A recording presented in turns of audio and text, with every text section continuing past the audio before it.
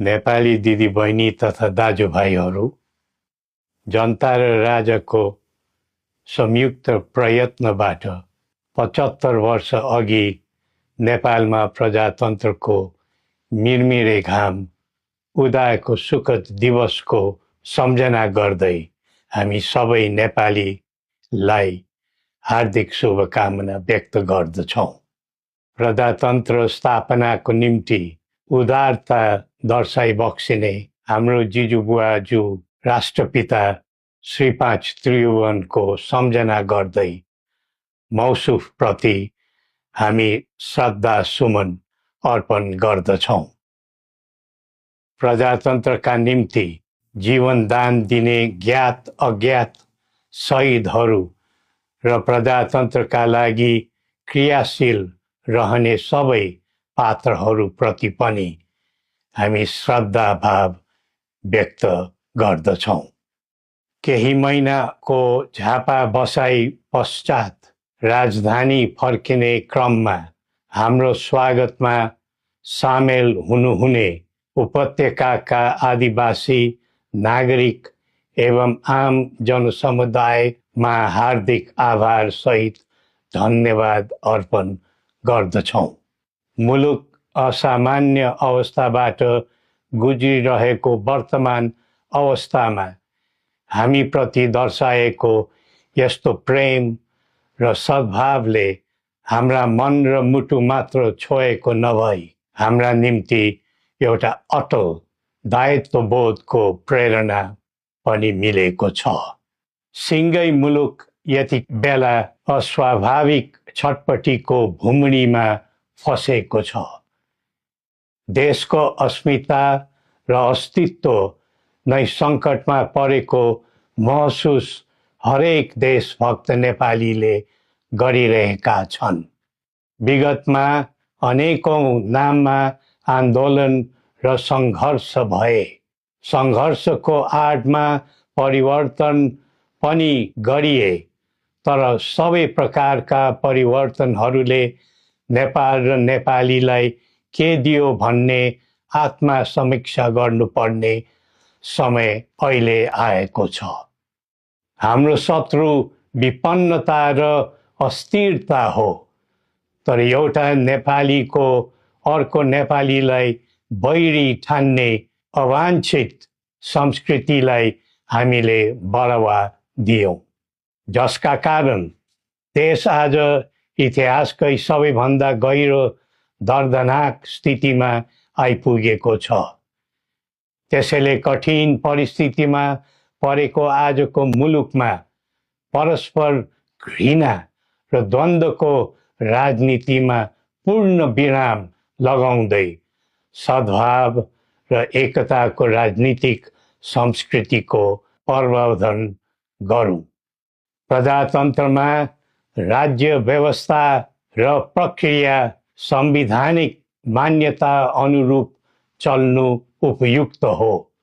प्रजातान्त्रिक प्रणालीमा प्रतिनिधि छनौटको आवाधिक निर्वाचन एक स्वाभाविक प्रक्रिया भए तापनि यतिखेरको आम जनभावना यो छ कि मुलुकमा पहिले राष्ट्रिय समस्याको समाधान गरेर मात्र आसन्न निर्वाचन प्रक्रियातर्फ जानु उचित हुने र निर्वाचन पछि कुनै द्वन्द्व, अशान्ति र खिचातानी नहोस् भन्ने विषयलाई ध्यानमा राखेर राष्ट्रिय सहमति र सबैलाई समेटेर जाने समझदारी बनाएर मात्र निर्वाचनमा जाँदा नै त्यसले सही बाटो समात्ने थियो।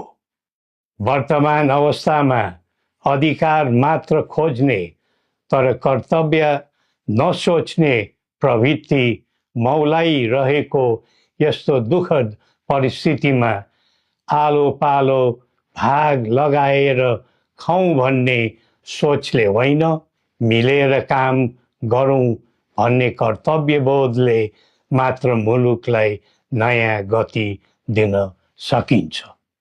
प्रजातन्त्रमा जनता आफै जागरुक बनेर समाज र राष्ट्र सेवाको सत्कर्ममा अग्रसर हुनु पाउनु पर्ने हो, तर कसैलाई खुसी पार्नु पर्ने अनि कसैबाट तोकिनु पर्ने बाध्यात्मक व्यवस्थाको जन्जिरमा बाँधिनु परेको छ। देशको भू बनोट तथा समाजको प्रकृति सुहाउँदो व्यवस्था र प्रणालीले मात्र दिगो र सकारात्मक परिणाम दिन सक्छ। आम जनताको समग्र हित हुने तथा विश्व सामु नेपालीको उच्च शिर हुने व्यवस्था नै प्रजातान्त्रिक व्यवस्था नेपाललाई सुहाउँछ।